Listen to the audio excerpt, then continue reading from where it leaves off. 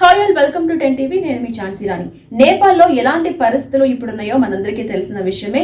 26 సామాజిక మాధ్యమాలపై నిషేధం విధించినటువంటి ప్రభుత్వం ఆ తర్వాత రోడ్ల మీదకి భారీ ఎత్తున యువతులు రావడము, ఆందోళన వ్యక్తం చేయడము, 20 మంది చనిపోవడము, 300 మంది గాయపడటము, ఆ తర్వాత ప్రధాని కావచ్చు, కొంతమంది మంత్రులు కావచ్చు, వాళ్ళందరూ కూడా రాజీనామా చేయడము, ఆ ఇన్సిడెంట్ అనేది హింసాత్మకంగా మారడము ఇప్పటికీ కొనసాగుతూనే ఉంది. మనం చూస్తూనే ఉన్నాం.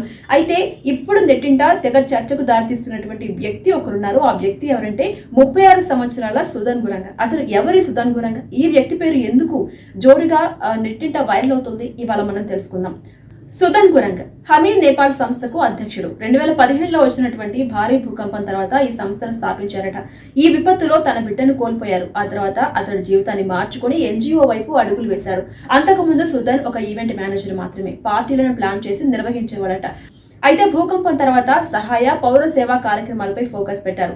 గతంలో కూడా BP Koirala institute of health sciences పారదర్శకత కోరుతూ గోపా క్యాంప్ పేరిట ఒక ఆందోళన కార్యక్రమం కూడా నిర్వహించారట. అయితే ఇప్పుడు జరుగుతున్నటువంటి ఈ హింసాత్మక ఘటనలో ఈయన ముందుండి నడిపించాడట. అందరినీ గ్యాదర్ చేసి సామాజిక మాధ్యమాలపై అవినీతి అక్రమాలపై కూడా ఫోకస్ పెట్టి ప్రభుత్వాన్ని కూల్చే స్థాయికి ముందుండి నడిపించాడు. ఇంతటి పవర్ ఈయనకుందా అని చెప్పేసి ప్రతి ఒక్కరు కూడా ఆశ్చర్యం వ్యక్తం చేస్తున్నారు. At the same time great అని చెప్పేసి పొగిడే వాళ్ళు కొంతమంది ఉన్నారు. అండ్ ఇంకొకరు ఏంటంటే రాబోయే నాయకుడు అని కూడా అభివర్ణిస్తూ ఉన్నారు.